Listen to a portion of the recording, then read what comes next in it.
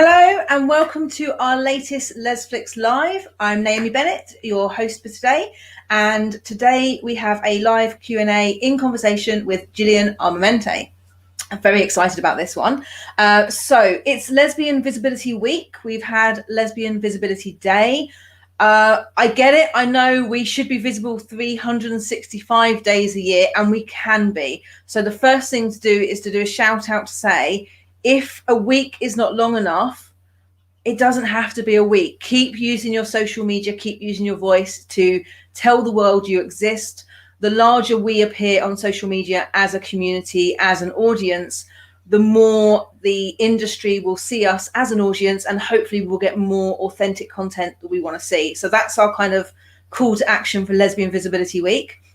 As I say, we are going to be joined by Jillian. I want to start off. So we've got a new series on the platform. It's not that new, actually. It's from 2015, but it's just joined Lesflicks. We're super excited. I want to start off by showing you the trailer so you get a bit of an insight into what we are talking about today, and we'll be talking about more as well. But just to give you a bit of a taster of the talent that we are talking to. So this is the trailer for Kittens in a Cage. Enjoy.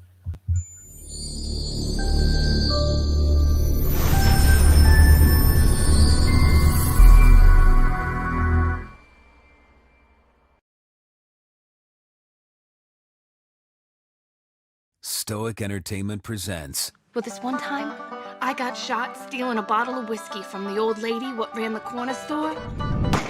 This world is full of rats, so you gotta be a snake and eat them. You'll never get caught in a wax. I'm not giving you any more pickle relish. Ow! Hey, Junie, what time is it? 10 to 12. That's exactly what you'll get. June Matilda Butler, you have been tried and found guilty. And I don't like that matron none either. She's got eyes like a cockroach. Your daddy had eyes like that. Which daddy had eyes like that? All of them. I got connections. Girl like me could set you up real pretty. I seen your type before. All good smells and soft fingers. Got to say, the kittens in a cage. Y'all know we all misbehave now. Like kittens in a cage. So go on and holler. Bad girls doing bad things. Shout. Let me feel your scream. In bad places. Now break out like kittens in a cage. Like kittens in a cage. Kittens in a Cage. Yes, this world is filled with bad girls.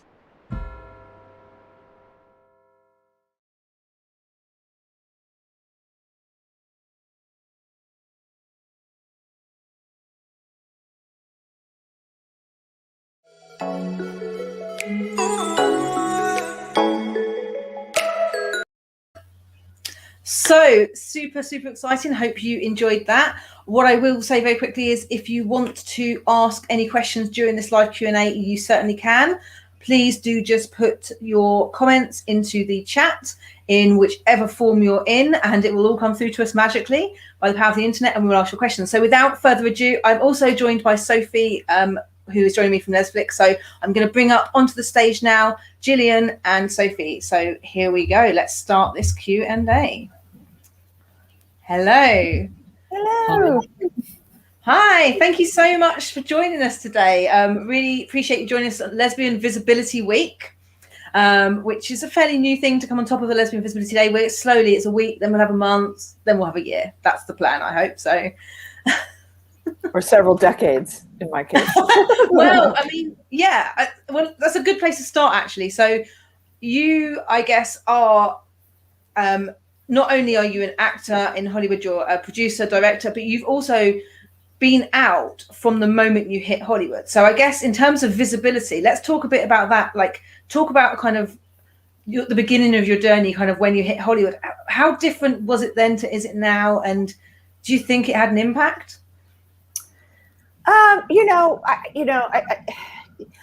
I think, well, I mean, when I first came to Hollywood, like Baywatch was the #1 show on television.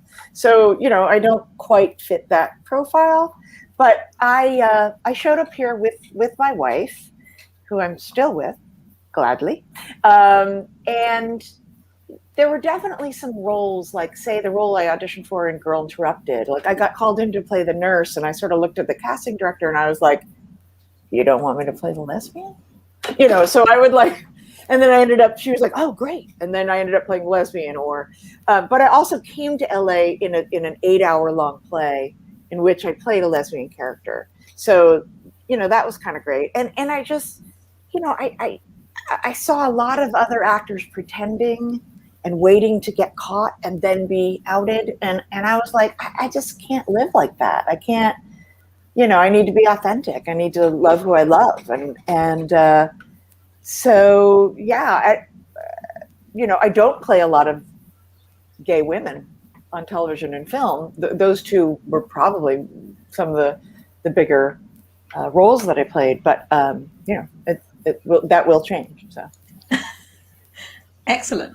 Well, so I guess on that point, so I mean, it's a long time as kind of come through. Do you think in terms of visibility now, do you think it's easier to be out at the moment than it was before? I mean, as you say, you've not played that many gay roles. You've been, and you certainly haven't been short of roles either. Like, I mean, so we've got like The Dark Knight Rises, Judging Amy. You've also been in everything from Grey's Anatomy to, I mean, like the list is endless. Vice more recently is a really good film. So it hasn't affected your career, but that seems to be kind of, I guess, the fear that's there is that it will affect your career. Do you think that that's a valid point? Or do you think you might have got more roles if it had been different?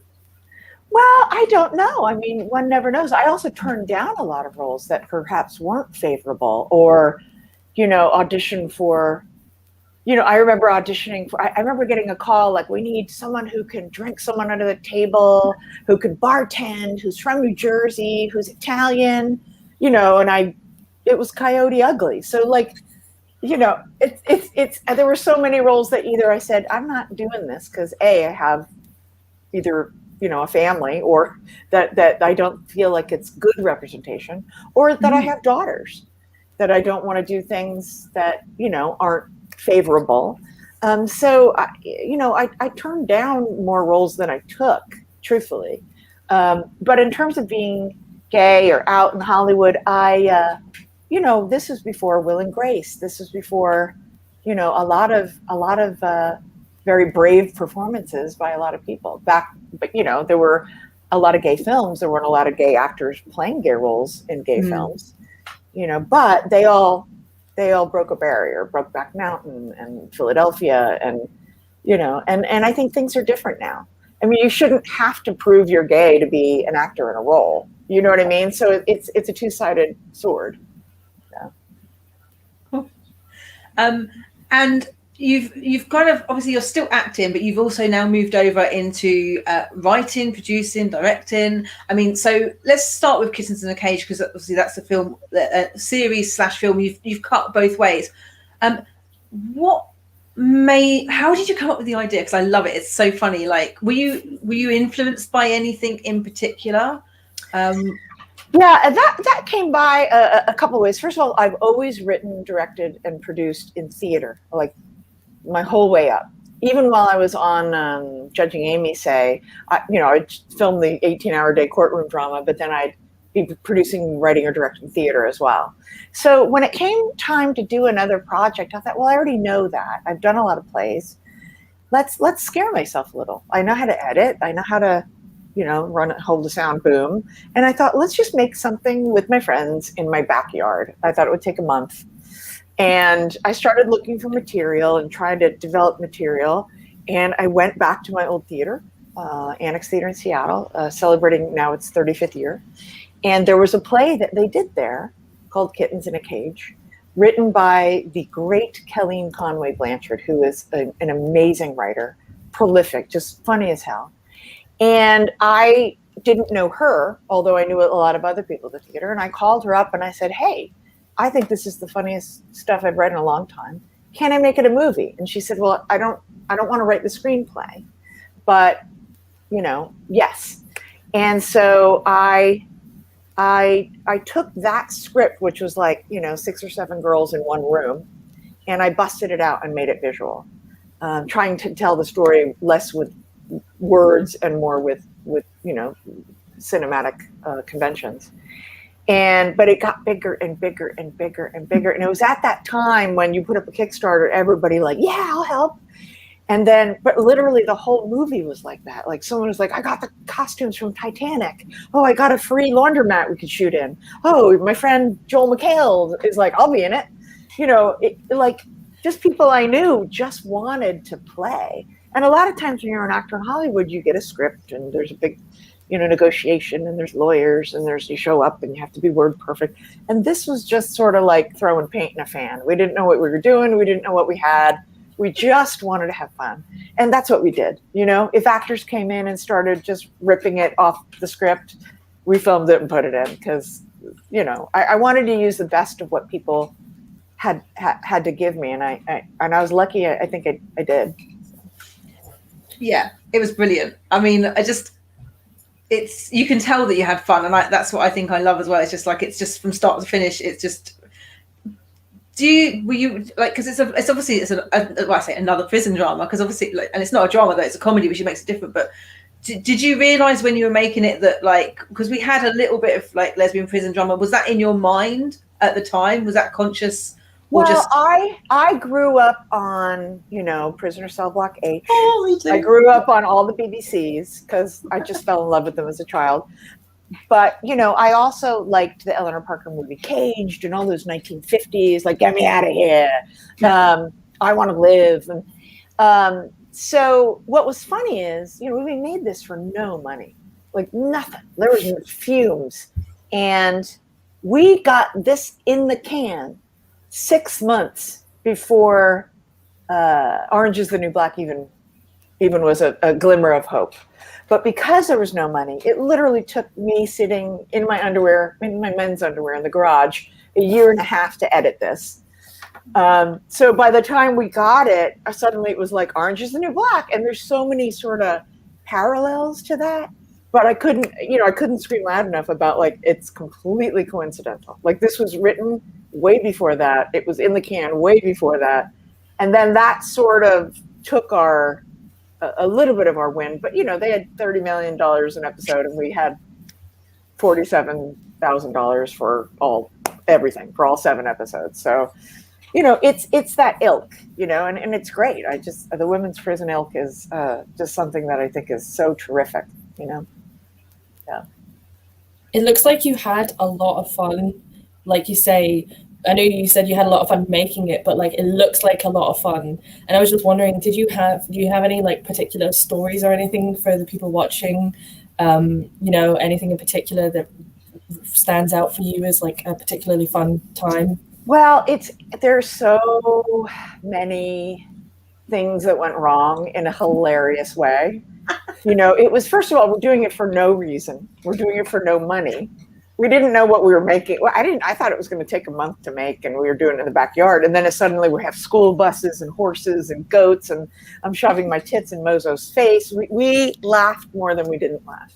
And it was really hard to edit because even my cameraman, when Misha Collins was like, I have an American Idol, like, in a leopard costume, drunk with a whip, and Misha Collins is like, yeah, like, we have these very esteemed actors, like, in this tiny little ridiculous thing. My cameraman is laughing. I mean, I have more outtakes than I have movie in this thing. And because, literally there was a shower scene where, of course, there's me and Rebecca Field, who are like the character actors, but we're the naked ones. Like, the cute, skinny young ones are like, fully clothed. The paint was still wet on the walls, and the shower was my Camelback. Like, the whole thing was MacGyvered. Like, the whole thing. Me. I don't know. It's hard because I had neighbors screaming at me because we had a school bus, hitting someone on the street. It was just funny. I shoot my daughter in the back on the middle of Melrose Avenue. With and that's my wife, and she's holding a stapler. Like, we weren't actually shooting her, but we didn't have permits. We just runned and gunned, and it was hilarious. Like we were smashing mailboxes with baseball bats and missing and like it was so damn fun that we'd film all day and then the crew wouldn't leave at night. We'd all sit around drinking cheap Mexican beer and just howling ourselves laughing. It was just so fun. We wrote a second script and we thought we were going to be doing the second script. Do you think you'll ever make like a blooper reel release? Because it sounds like it would be a riot for anyone to watch. There's a couple short blooper reels out there. I should make a bigger one because, I mean, Joel McHale, like he will fill an 11-minute card just riffing. And stuff like for instance, that scene in the pharmacy when Lauren Weidman and Joel McHale are acting, they've known each other for 20, 30 years. So, you know, we start filming and Joel starts smacking her in the face. And she's like, oh, that's all real. It doesn't say he beats the shit out of her. He just started beating her when the camera started rolling. So, you know, because there's that, you know, deep friendship, like sort of fucking with each other, like it just made it all the more fun and gold. And there was no reason not to have fun because if you're not making any money, you're not getting paid, like you might as well have fun, you know? So we had too much fun. Maybe too much fun. And obviously you've carried on making since Kittens in a Cage. And for example, you've got like Stuck as well. So have you found it's easier to raise funds going forward, and did you find it was different having a different kind of topic and not kind of having a lesbian storyline? What's your kind of experience been since then? Is it getting harder or easier, do you think? You know, it was, well, Kickstarter isn't all the rage anymore, right? Yeah. Because that used to be like, you know, screw the establishment, we're going to do it ourselves.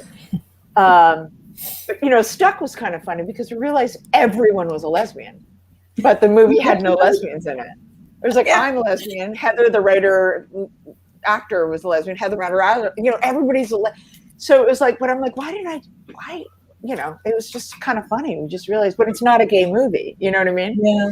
So, no, I think the Kickstarter route it was difficult. I did do that route with stuff because it was sort of like, I love being in charge of the horizontal and vertical aspects of production. Once you start getting, you know, rich Texas businessmen writing checks, you also have to answer to them.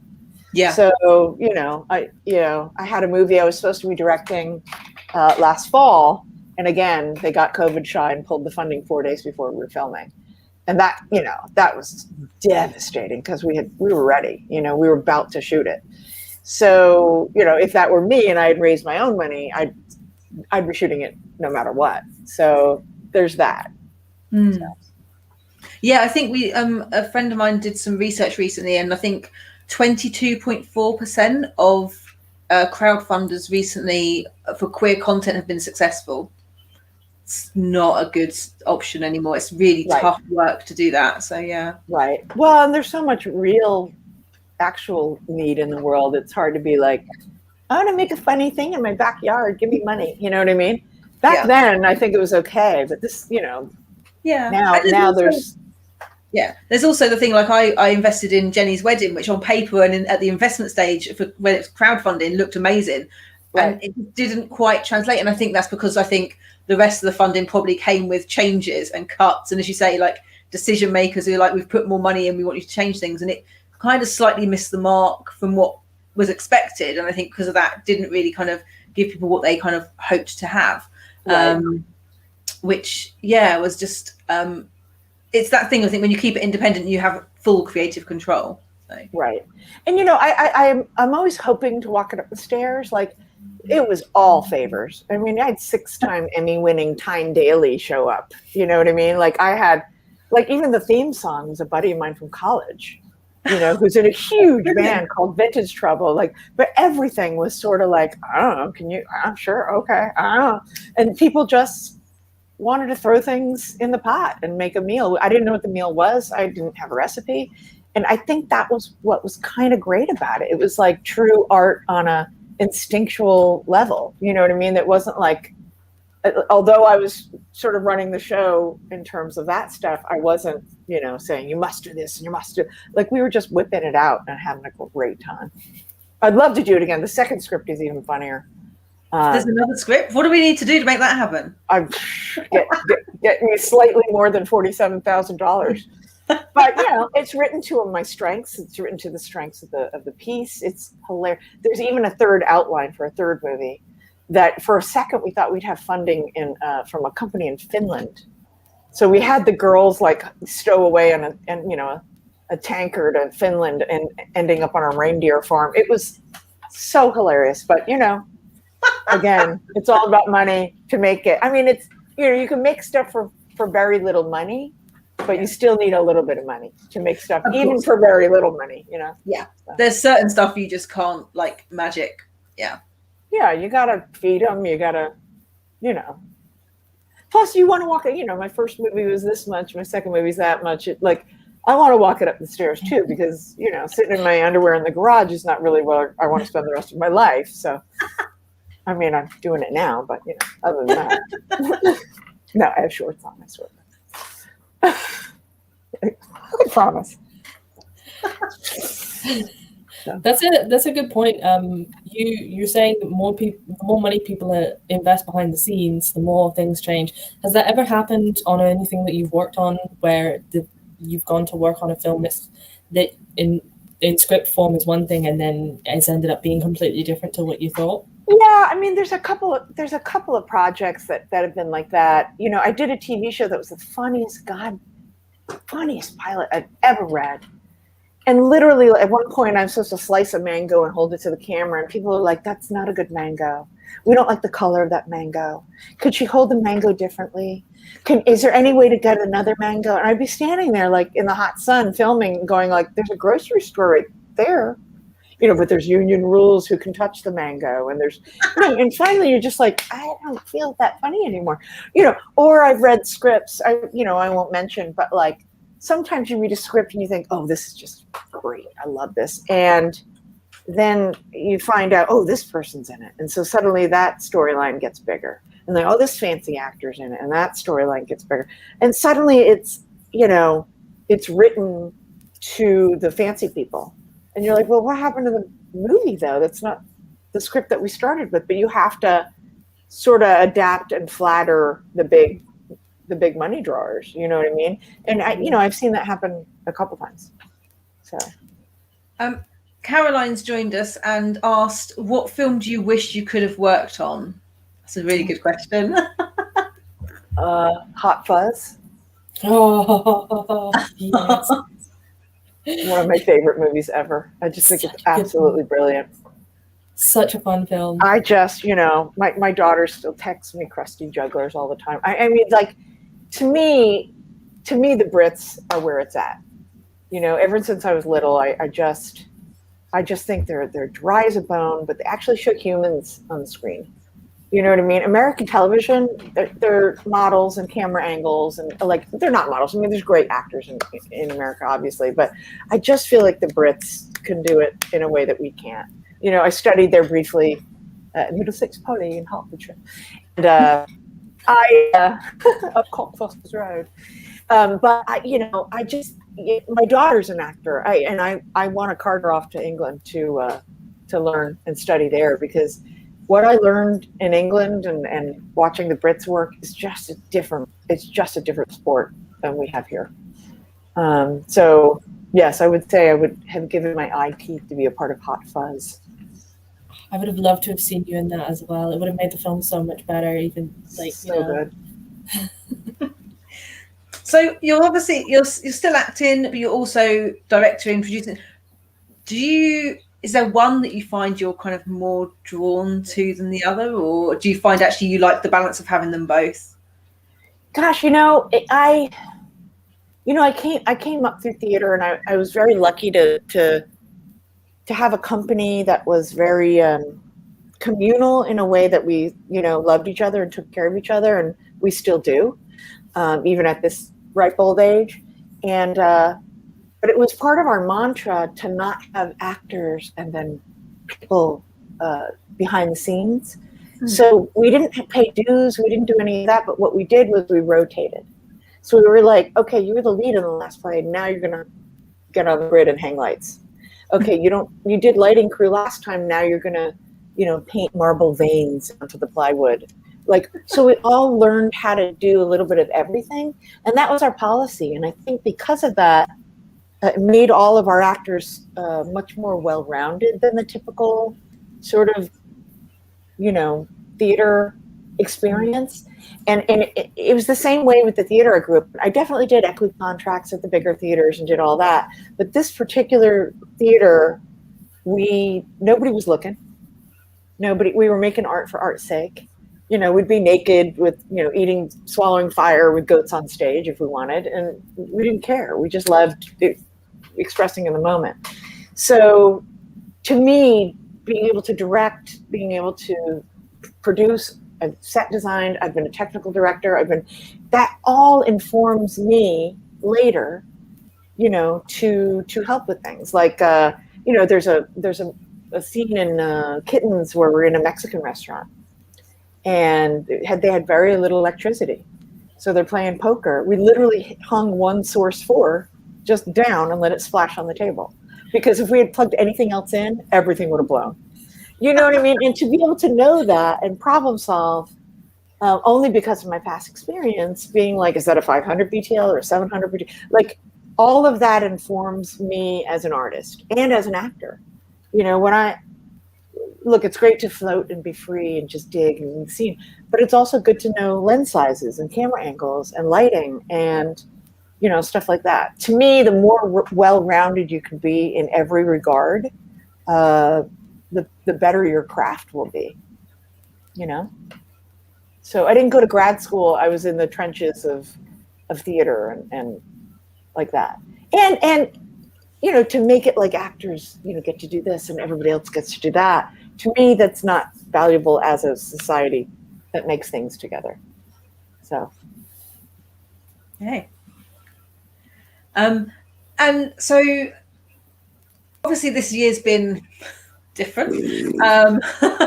Have you found you've been able to carry on being creative whilst obviously a lot of things have kind of stopped, or have you found actually things have continued? Kind of what impact has this year had on you, would you say?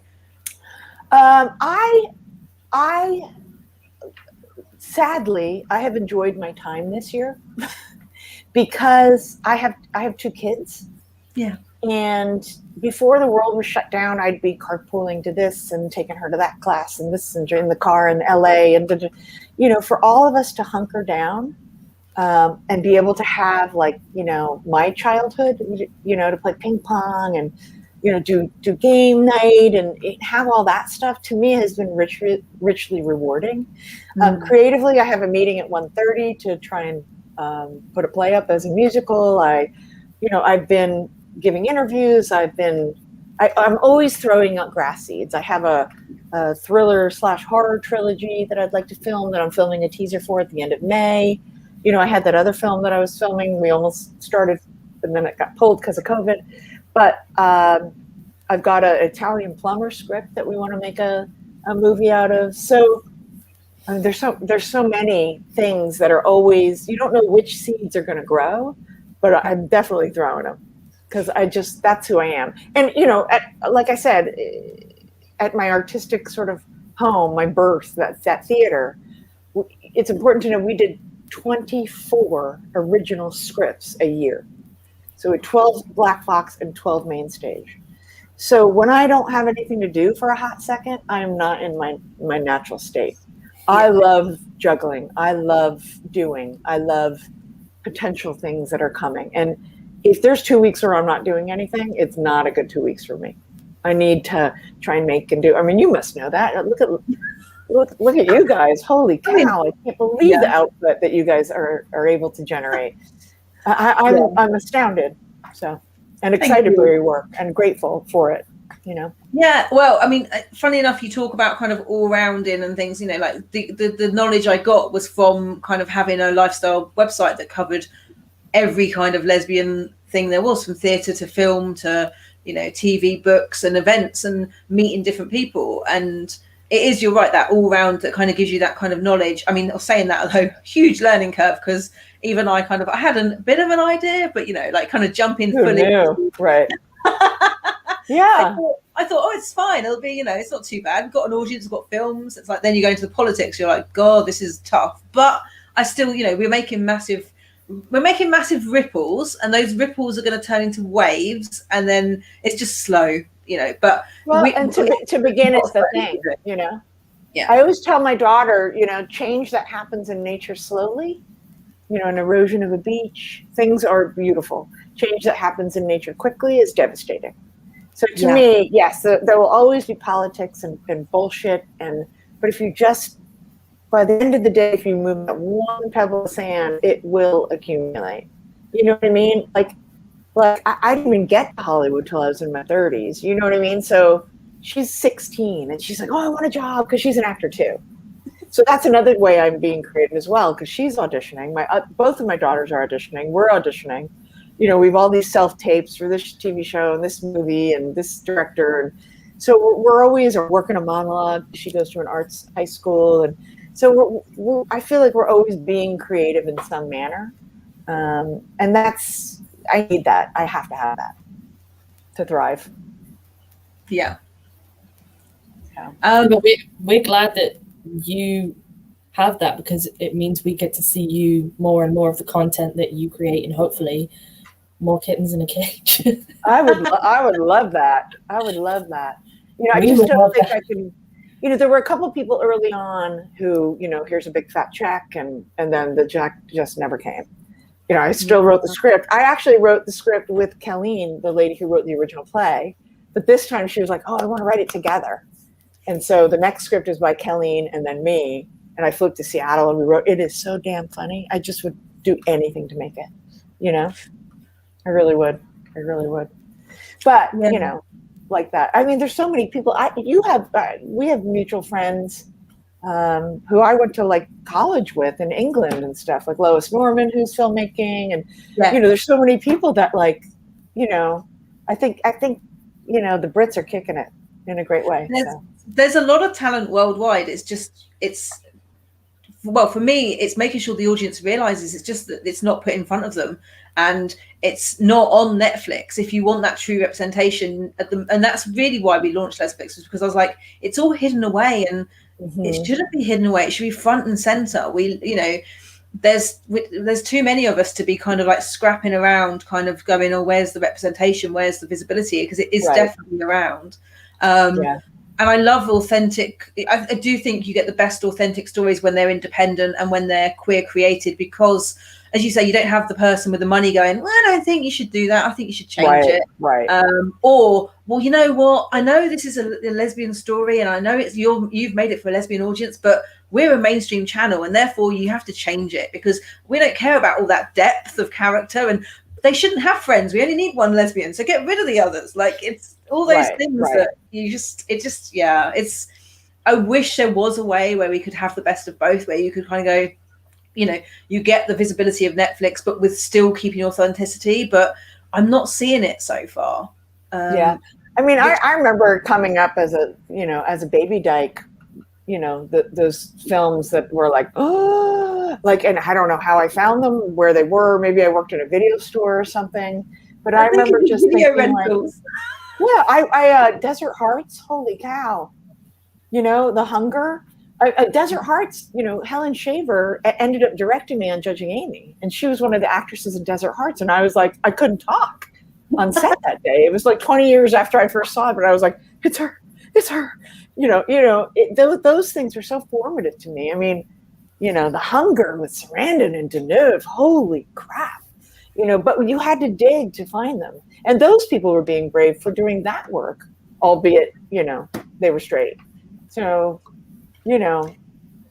but it affected me, encouraged me. And so to be able to go one place to get all of this, how great. Yeah, no, I just think the more we can make it easy and help people bring content through. And funnily enough, it's taken a little while, but some people are now making more content because they can get it straight in front of the audience through Lesflicks, and that's made my heart sing so much. Because so I'm looking forward to the day. So now I'm like, okay, so I've got to get big enough that we can fund Kittens in a Cage season 2. Oh gosh, please! I'm running. I'd sleep on a couch to do that.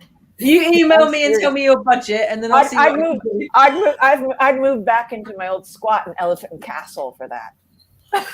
Elephant and Castle has been regenerated now? Nope. It's been, what's the word? Gentrified. It's longer. Yeah, they knocked down. It was a hellhole when I was there. It was fantastic. And then they'd like kick us out, and then the bailiff would go down the stairs, and we'd like smash the window and move back in. And so. Oh yeah, not anymore. It's been completely like it's all fancy now? Wow. Yeah, no, they knocked down all the council flats, put up really nice high build, very expensive. Oh, you're kidding. Yeah. So it might not even be there. Old Clayton Deacon Way not be there anymore. Wow. Everyone got moved up north. I lived in Muswell Hill for a hot second, but that was kind of fancy. But yeah, whatever. The place wasn't fancy. But I'd come across the pond in a New York second to get there. I'd readapt the script. I'd do anything, and my girls would come with me. Well, I can offer free accommodation, and I can cook, so that can reduce some costs. I'm Italian. I cook too. So, I think you might be getting busy though. Yeah, if you get some, fabulous lesbian who falls in love with the series and wants more, just let me know, because I'll be like, yep, I will skin that. I'll choke that dollar till the eagle sings, as they say. So, but I would love to do that again.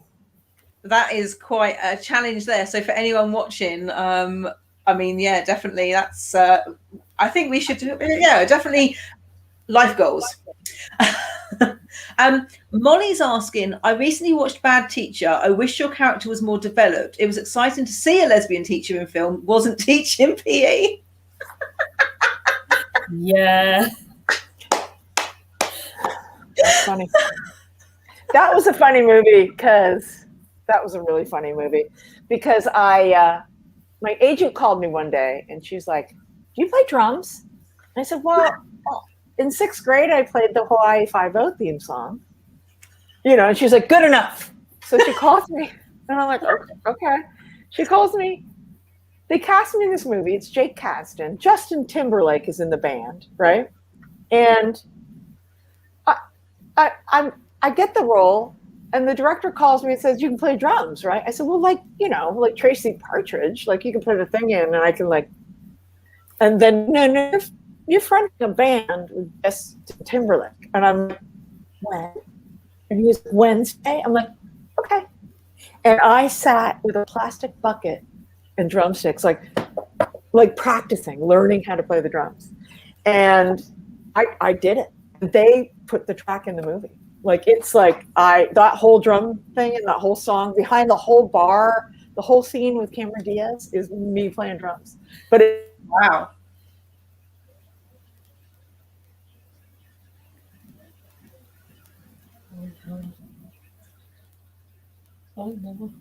Oh no, we've lost Jillian.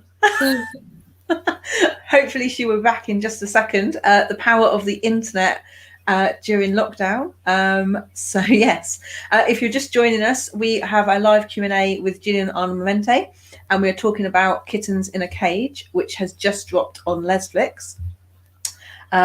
So we are hopefully going to be joined. I'll put in the chat how you can watch the series, and fingers crossed Jillian will be back. Sophie, did you want to ask anything in a minute or talk about anything in particular while we wait and hope? I'm a bit starstruck, to be honest, at the minute. Because I've grown up watching Jillian, in film, on TV and stuff. Especially Judging Amy was a really influential, time in my life. So I'm kind of struggling to kind of organize my thoughts at the present moment, because I'm just so like. Okay, the good news is we are rejoined. Yay! I don't know what happened. All right. So anyway, so I played the drums, and then I'm talking about Bad Teacher. So they stuck me in the scene where they're introducing all the teachers, right? And I think my name was Mrs. Pavachek, and Cameron Diaz was just absolutely lovely and absolutely adorable. And at one point I went, "Woo!" like this, and I have a huge sweat stain because it was like 105 degrees when we were filming, and all the costumers come running over to me, and like start patting my armpits. And I said, no, leave it. It's hilarious. It's hilarious if I have big wet. And apparently it was the first laugh in the movie when they had the screening. Like they go, and Mrs. Pavlicek, and I went, whoa! And like huge drenched armpit. It's just hilarious. Anyway, so yeah, Bad Teacher was awesome. And Bad Teacher, directed by Jake Kasdan, was why I ended up being in Fresh Off the Boat, because Jake created that show. So just a little FYI. It is a little bit of a kind of, I guess you make these connections, as you say, that's how you got like Kittens in a Cage made, was because you had those connections. People liked working with you. You're you know, obviously fun to work with, but also hard working. So people, I guess, trust that you put across a good product, that they're going to have good fun. And I guess that makes a big difference. Yeah, so I always, and I learned this actually, there's a great acting book that I got in England at a yard sale. And I learned from, I have it right there on my bookshelf, that Laurence Olivier would tell his actors, I will never ask you to do anything I won't do myself. Yeah. Right? So there's a scene, you know, when we were filming Stuck, where she's supposed to sort of be naked and there's things in front of her boobs and we're not supposed to see. And the actor got a little uncomfortable in front of the crew, and I was just like, fuck it. And I just took my shirt off and directed the whole thing topless. You know, like if they could stare at my nasty boobs, like we're fine.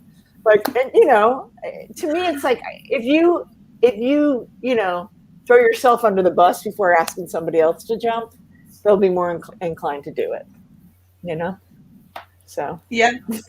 I must admit, I've always kind of had the same thing. It's just like, you know, you just jump in and do everything. And I'm always kind of like trying to do everything at Lesflicks, but also kind of help other people, because it's like, you're right. If you're not willing to do it, how are you going to expect anyone else to do it? And so, yeah, Lena's got the crying, laughing emoji. So obviously, I think that's an appreciation marker. So, yeah. Excellent.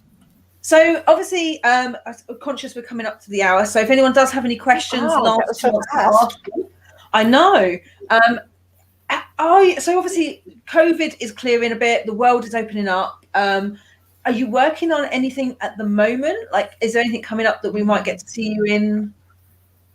Okay, so I'm filming something right now, and it's huge, and I can't talk about it. Oh, okay. I actually asked them, I'm like, can I talk about it? And the reason why I wanted to talk about it is because I am playing a lesbian on a huge cable network.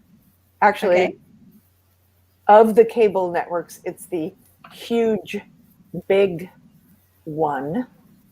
And it's a show that will start airing in the fall here. But I'm not allowed to talk about it until it's announced. But I'll be happy to come back and talk to you about it. So an exciting thing happening on a big network we can't mention, but you play a lesbian. May or may not have mentioned. Yeah, that's the important bit we care about, though, really. We don't actually care where it shows. It's the fact that there's more representation. Yes. And it's reassuring, because you say you don't just take everything you turn down Coyote Ugly. So we're excited for that. That's good. Lena says, honestly, was never laughing so hard during a Q&A. So success. And Greg wants to know, what's your favorite beer? That's my favorite beer. Just to go off on a side note. Gosh, it depends on where I am, you know, or what I'm doing. You know, a priest once taught me about the Velvet Hammer. I'm very partial to a shot of vanilla vodka dropped into a Guinness Stout. Oh, yes. It is something special. It's a slow sipper, but holy cow, it works. But I also like really crappy, watery Mexican beer. If it's 100, you know, it's often very hot here in LA, and there's a crappy, watery Mexican beer that doesn't feel like a job when you drink it, unlike a Guinness. That's called Tecate. It's just awful, and it comes in really terrible cans, and it's like not happening while it's happening. I was a big fan of the Special over there, which we don't have over here. And then Bulmer's on Ice, which is not beer, but I really like that. And I can't get it here. Oh, you can't get Bulmer's? No. Now, coming up when I was at Middlesex Poly, I used to drink snake bites. back when they were kind of legal. But I did get banned from the Tufnell Park Tavern, as I recall.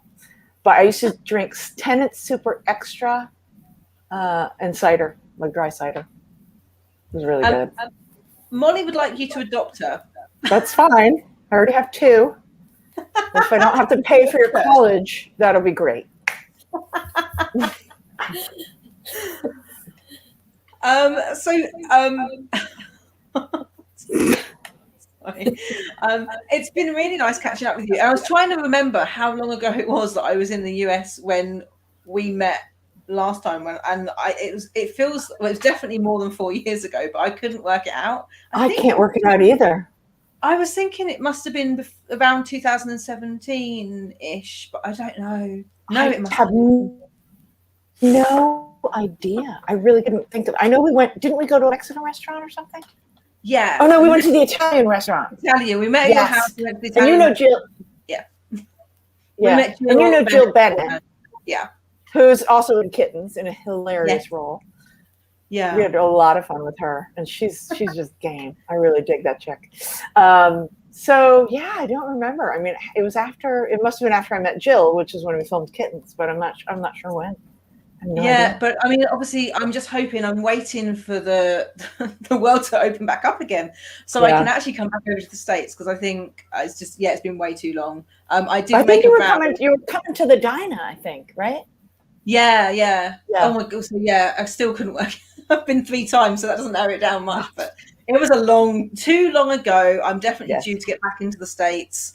I'm just I mean, as soon as your president went, COVID happened, and I was like, damn. But we'll get there. So, and in the meantime, it's been, the good thing I think is, though, we've all been able to reconnect with people. We've been able to meet online. We've kind of created this whole new way to connect and find out what's going on. It's been great to kind of let people be a bit creative in different ways. So well, traveling will happen again. We will. I'd love to get there, frankly. We've got to film season 2 of Kittens in a Cage, so I would love it. But even just to get there for whatever, I love England. I thought I'd live there the rest of my life, and I tried to keep going back, and then if you ever want to film anything in Scotland, there's also a free place to stay here.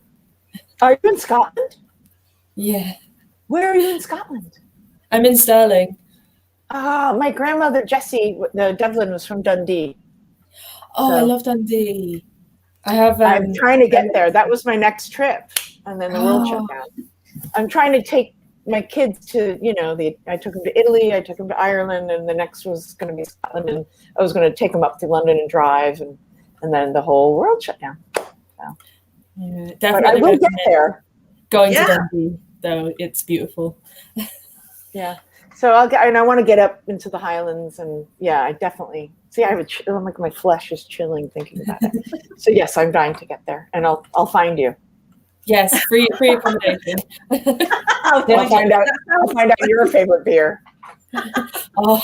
Thank you. I just want to say, thank you for for being a visible out woman in Hollywood, for providing us with entertainment, representation, barrels and barrels of laughs.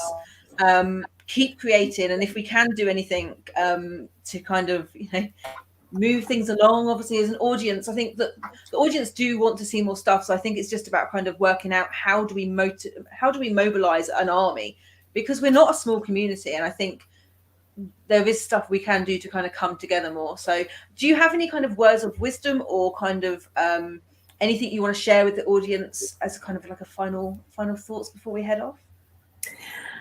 Gosh, I don't know. I'm so grateful to what you're doing in terms of unifying people. Like, to me, I keep talking about theater and how that unifies, and to me it was like, coming up and not having a community, and then coming to LA, and then to be able to form a community in what you're doing, to me is everything. To me, we're not going to croak and be about to close our eyes and think, I wish I had that job, but we will remember our relationships. We will remember the strength and the bonds of being unified.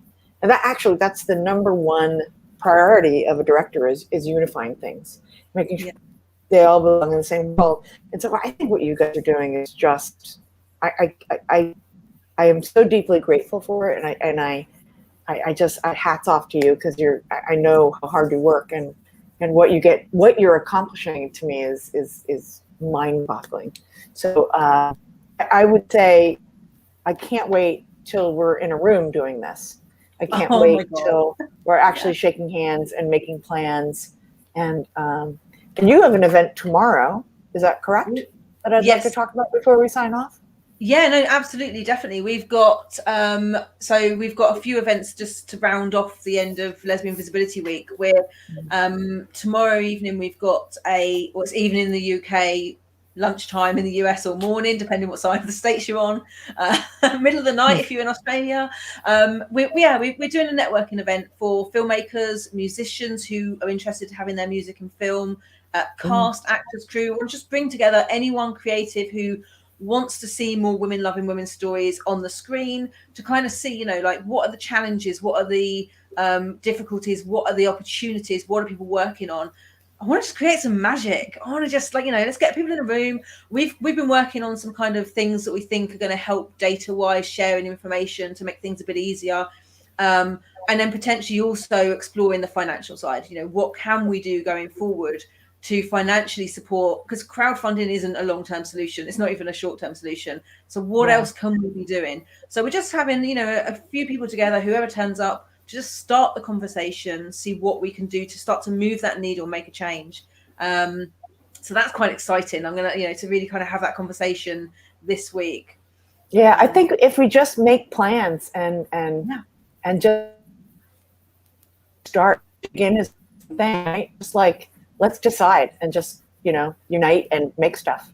So yeah, but no giant pearls of wisdom, but yeah. So we've got that tomorrow night, and then over the weekend we've got a 24-hour extravaganza, because again, it's like, why be quiet when you could just literally stay on Zoom for 24 hours? Wow. So I'll be like walking in my underwear, like. But that's great, because you're global. I mean, how amazing is that? That's why I wanted to do 24 hours. We are everywhere. We are everywhere. We certainly are. But that's the thing. I think, I wanted to do something that everyone could attend. So all the events are happening in the two different kind of halves of the time zone. So we've got a film quiz, film bingo, film scavenger hunt, and they're all happening so that both, Oceanic, Indonesia can attend, and so America and Europe, and you can all enjoy it. So yeah, crazy. Don't know what I was thinking. How great. Thinking a whole lot of fun. I love it. I just can't wait till we can all just meet in person and make stuff, Yeah, I know, that's it. It's like But thank you so much for allowing us to share Kittens in a Cage with our community through Lesflicks Video on Demand. It really does make a huge difference for us, and like every single piece of content we have is really kind of valuable, and the more we bring together, it's just, we're starting this revolution really. And so thank you for being part of that. Thank you to everyone who has submitted questions and watched. Please do share. Again, visibility is about kind of us all standing up, so share this with your friends. It'll be available online, ongoing on YouTube and things. So if you if you want to fund season 2 of Kittens in a Cage, drop Lesflicks an email. We can kind of start to collect some names and see what we can do, or just any content in general really. Anyone who's passionate about more representation, like, let's just start talking, get together and see what magic we can create, because it's by collaborating and working together that even a small thing, if there's 10 people with something small, it will all become it starts small, and then people just, I always call it stone soup, where you have a bucket of water and a rock and throws in carrots, parsley, and bone, and like, you don't know what really you're making, but if everyone is jumping in and participating, you can make magic. Yeah. Exactly, that's it. It's the magic of putting it all together. So thank you very much, Jillian. I really appreciate you taking some time out of your busy day and talking to us and reminiscing over kind of everything you've been working on, and also teasing us a little bit about what's coming that we can't talk about, but it's lesbian representation. It's big, so we'll talk much nearer the time. I know, yeah, we did not say what channel it's on. Do not hit rewind. What a jerk. Oh, it's funny. Thank you. But thank you so much. Before we go, I will show everyone the Lesflicks video on demand trailer so that if you haven't heard of Lesflicks yet and you're new to this, you can see what it is that we're offering. So Jillian, thank you so much. Sophie, thank you as well for hosting with us today. So without further ado, here is the Lesflicks video on demand trailer. Thanks, guys.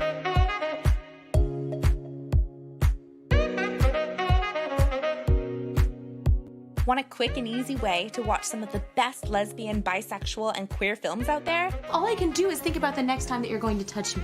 With access to feature films, shorts, and web series? I do. Then Lesflicks is the place for you. No way. This looks like a great space. For a low monthly cost, you can watch some amazing oldies. So you can't talk about your problems while I'm naked? It is a distraction. Somebody's having a bad day. And catch some great new content, all while supporting the artists directly. I am utterly speechless. After all, who doesn't love women loving women? Soy enamorada. Start your free trial today and enter a world made for you. Come on. You know you want to.